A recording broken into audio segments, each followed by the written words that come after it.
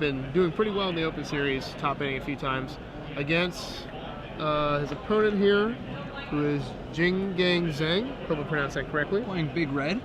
It's kind of exciting. We don't see a lot of Ogre battle drivers. No. Oh, we have the Diplomats. Goblin Diplomat, Ogre battle driver. There's nothing I hate more than being forced to attack, right? I don't want to attack. It's interesting. He's got Goblin Diplomat to force you to attack and Chandra Pyromancer to force you to not block. I mean, I love it. It's unsynergistic. This is a sweet deck.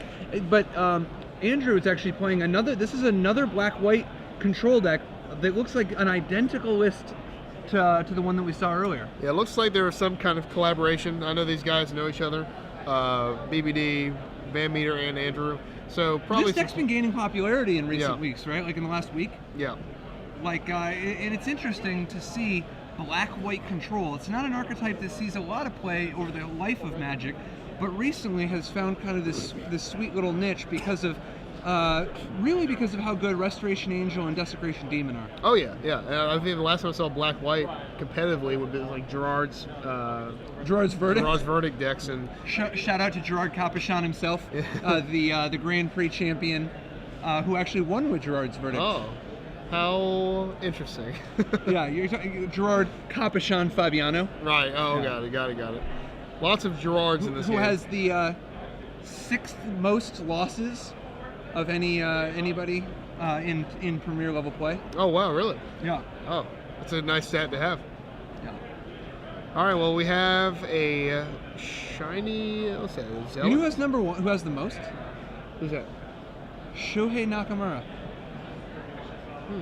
Most wins also. Yeah. The question is, who has played the most Magic? Shuhei. Yes, Yeah. definitely.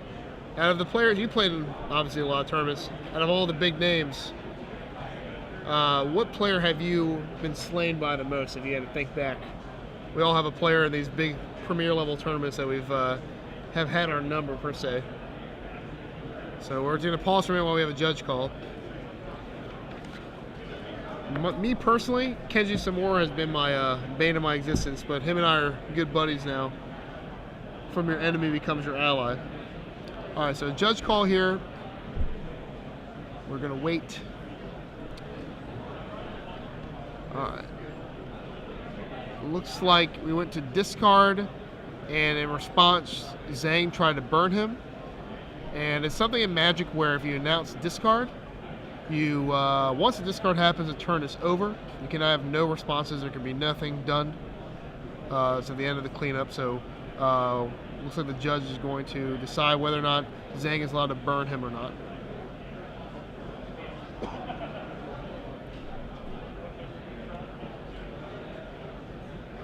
All right. Well, why don't we just come back to the booth for a second, because this is obviously a very sensitive subject. Yes. You know. I try to burn you. Oh no! I try to discard. Once you discard, it's over. Most of the time, I'll say discard. My opponent will try to burn me, and I'll say, okay. Next time, though. Well, no. It's if you say discard, over. they can still burn you. Discard, we're saying. It's supposed to be if you say discard and they say okay, right. then it is over. That's what I meant. Yes. Yes. And it depends on once you say, you always prompt in those situations, and once the word okay, make sure all your stops are set at the correct place. Right. Yeah. Right. You know what's a nice one in the sideboard of Zhang's deck? 4 Mind Sparkers. Mm-hmm. What do you think about that? I think it's good. I think it's especially the problem with the Mind Sparker and why it hasn't been super popular thus far is because the control deck's been blue, white, red, and they just pillar it.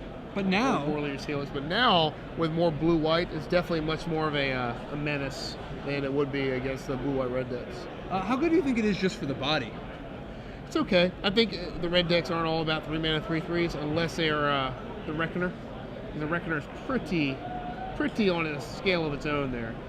Not many creatures can defeat the Reckoner in combat. Pretty good. But yeah, it is a 3-mana, 3-power guy. I think if blue, white, red was popular, it'd probably be falling off the cliff again. But right now, if you're Zhang and you're playing this deck, you're like, oh, blue, white deck, go ahead and deal with it. It's gonna sit there until you deal with it. You know? What do you think about 3 main deck Burning Earths? It's kind of aggressive. Yeah, I think you have to. I think if you're playing mono red, you're sacrificing the green potent creatures. You're gonna need to derive your power from somewhere. He does have Boros. He has a nice little package of Boros Reckoner and Chandra's Phoenix. Yeah, and God, Battle Driver. This is a sweet card. Ogre Battle Driver is pretty sick. Like Sweet if they use their removal spell on your Reckoner on turn 3, if you drop the Battle Driver next turn, whatever you play the turn after is going to be just, pretty powerful. And these 2 Goblin Diplomats, it just makes you smile a little bit. What's kind of funny is, who shows up with 3 Rakdos Cacklers as their only 1-drops? 3. Like, that's kind of funny. Like, That's funny. What made you decide to play 3 1-drops? And then 2 Diplomats. Like 3 Cacklers, it's like, I mean, maybe it's just like silly, but with as much burn as Zhang has, I almost wonder about playing Stromkirk Noble instead. Stromkirk Noble, because like Zhang has Pillar Flame, Searing Spear, Brimstone Volley, Flames of the Firebrand, and Chandra Pyromancer all main deck. Right. So he's obviously going the burn route, and I agree. I mean, Stromkirk Noble can get out of hand. 1 connection, and then it's obviously superior to Cackler already right off the bat. And again, are people playing control? If they're playing control, obviously the Vampire's much better against these aggro decks and these mid-range decks. You probably want a Cackler, so I don't know, maybe a mix of the 2. But he clearly doesn't like. You can't mix it up very much if you only got 3. You only got 3. We only have 3 spots. Need 2 Cacklers, 1 Noble. I can't afford to draw too many. Don't want 2 of those guys. And same thing with 2 drops. Give me 2 Diplomats. I want 2. And then give me 4 Assail. So what do you think about 23 mountains? Instead of, like, for instance, 22 mountains in a Crucian Hellion, or a Hellion Crucible. Or Immutable. Oh, absolutely. Or Immutable. I mean, obviously he has 4 Reckoners, but, like, 1 Mutable, it's pretty sick. Yeah, 1. I mean, I think I'd risk it. If Patrick Sullivan was here, he would say it's Mutable time. Dude, I don't know. Patrick Sullivan has the only reason Patrick Sullivan doesn't, like, register 23 mountains more often is because he usually just registers like 20 or 21. Yeah. But he would register 23 if he had to. Certainly if he was playing Thundermaw Hellkites and Ogre Battle Drivers. Yeah, that's true. Yeah. Yeah, I think that something also interesting, there's no Hellrider on this list in a mono red deck. That is interesting. He's using Ogre Battle Driver over Hellrider. Very, very interesting. I'm excited to use Ogre Battle Driver in the new set. What do you think about something like Ogre Battle Driver with Abhorrent Overlord? The guy it's the devotion to black magic guy that makes lots of 1/1s for every, Oh, yeah. Oh, God, yeah. Yeah, because, if you have, basically anything, if you have any one other card, you're attacking for well over 20 damage. Oh, yeah. The turn that you play the Overlord. Have you played M14 Limited and had your opponent, Ogre Battle Driver, just play like the Spore Mound guy? I mean, even that's sick. That's obviously on a super weak scale there. I think anything producing tokens or anything that makes guys like that is pretty potent. Young Pyromancer and Ogre Battle Driver, another interesting little synergy there. So we're jumping back to the match. The Searing Spear was returned to the hand. If you say okay to your opponent saying discard, you don't then get priority a second time. Right. That said, it may prove to actually be the better play to not play it then, because now there's a Chandra's Phoenix in play and every burn spell is a raised dead. Right. Phoenix is an exciting card to come back. We skipped the Phoenix on the last M12, M13. And I think it's an essential piece to the mono red puzzle. I think you need something that's recurring in that deck, and it definitely fits that role pretty well. Gives him a little bit of sustain, a little bit of longevity. Yeah, and red obviously is famous for the lack of longevity. So Chandra's Phoenix is definitely a nice little break from that. We're going to see Reckoner come on down. Pretty easy to cast in your 23 mountain deck, I think. Andrew, his mana is completely together. He doesn't need double white for anything, does he? Oh, I guess Obsidian. If he just gets 1 more white mana, he has everything in his deck turned on. Yep. And it looks like he has Isolate Chapel in hand. And we're holding a Mutilate. Just wants to make sure to kill the Boros Reckoner dead and not reveal that he has the white mana yet. Yeah, a big thing with Mutilate in this matchup, you want to burn it early because a lot of the decks or the creatures in red are super effective on their own. He doesn't know his opponent's playing Ogre Battle Driver. He doesn't know his opponent's playing the top end stuff. So Mutilate's usually pretty worthless against the red decks. You'd rather have the spot removal. So here's one of his 3 1-drops. So he knows more than us. Yeah, usually you'd rather have Mutilate against the Burning Tree Emissary versions of red. Yeah. Yeah. A red deck that's a little bit more heavy hitting threats, you just use it to kill anything. Exactly. The ones that have to commit more to the board to deal more damage. All right, so Zhang here draws. He's going to get in there with the Cackler. Any Restoration Angel blocks? Yeah, I think so. I think that's I think we send the angel down. He doesn't go with 6 open, and he has a Sign in Blood, so I'm not sure what the last 2's going to do. Maybe he has a Doom Blade in his hand that I'm missing. And maybe he just didn't want to use the Sign in Blood yet because he wants to protect his life total just in case. Yeah, he knows that Zhang has another Searing Spear in his hand, or at least one. So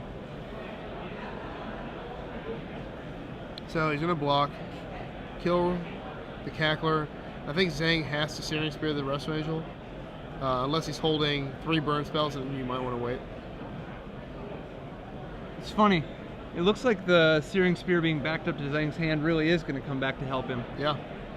I think if I was him, I would have Searing Speared main phase and then played the Chandra Phoenix and attacked with both. He would have been able to Searing Spear him, Chandra Phoenix attack with both. But we'll see what happens here. Oh. Andrew has a Augur, or excuse me, Disciple of Bolus, which is a way to jump right back here in the life gain race. I think he's got Mutilate, Resto Angel, Disciple. So he's going to Resto Angel here, Disciple, and then gain some life back. Yeah, that's a big hope. Really, Zhang will probably end up just burning the angel, though. He has to. Yeah. If Andrew can successfully disciple his restoration. Oh, he did play an angel in the turn. And he draws an angel. You sure he had one? Yes. Not an O-ring? I'm pretty sure. I could be wrong. I think I saw another Resto Angel. Yeah, he has 2. Yeah, it looks like he does have 2. Interesting. He might have just forgot. Alright, so 3 mana Geralt's Messenger. No, Nighthawk.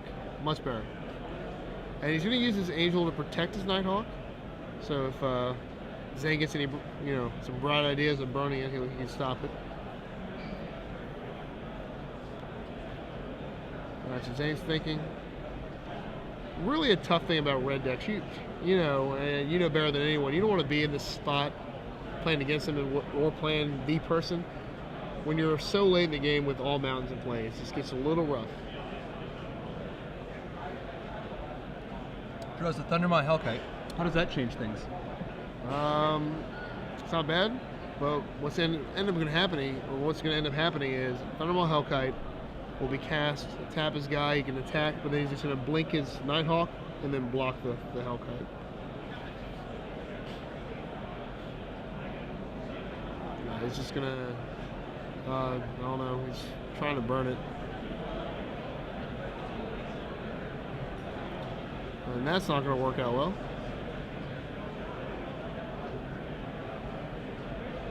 So does he have a Chandra's Phoenix to play? I think that's another Searing Spear.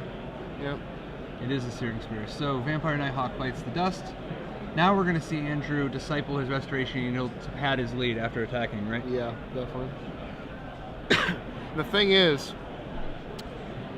with Zhang only have 1 card in hand, Andrew can safely do this because he's going to need multiple cards in a row to get back in this game.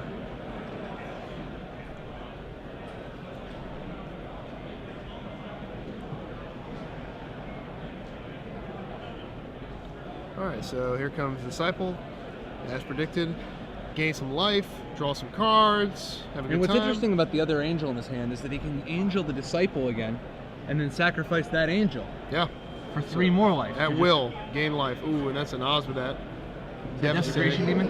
Yep. Desecration Demon is a really good target to sacrifice to your Disciple as well. Yep, and I think he's going to go the Osmodat route, but both are good plays here. Yeah, Osmodat just giving him that extra life now. Yeah. You know? And now I think the game is going to get out of hand for Zhang. I don't see Andrew falling behind in this, especially because, I'm at 14 life now, or 12 life now. Definitely a safe life total. I think he's at 14. Yeah, he's about to go up to 14, but he's, importantly, next turn he can play Desecration Demon and Angel his Disciple to gain 6 more life if he needs to. Yeah. Here comes Thundermaw Hellkite. It's one of the times here. Might have been a little better last turn, but I think Andrew might be able to almost kill him. He's got 9, 11 damage from his offense here. 12-13 with a Restoration Angel. He's got Mutavault, Osmodet, Disciple, and then double Osmodet Siphon here, but no hurry, you know. Yeah, probably just needs to sack the demon, or just play the demon. But I guess if he can actually just play the demon and then later threaten to Angel the demon. Angel the Disciple. Yeah, absolutely. There's real no wrong way to go here for Andrew. He's just yeah. I guess he definitely doesn't want to use his removal spells on his own creatures. no. All right, so he's sending in 7, dropping Zhang down to a life total of 6. Andrew will then play a demon here, I think, and then pass turn. And so what do you think about Desecration Demon becoming the new big thing? You know, obviously, Abyssal Persecutor never really enjoyed the kind of success that Desecration Demon is enjoying right now.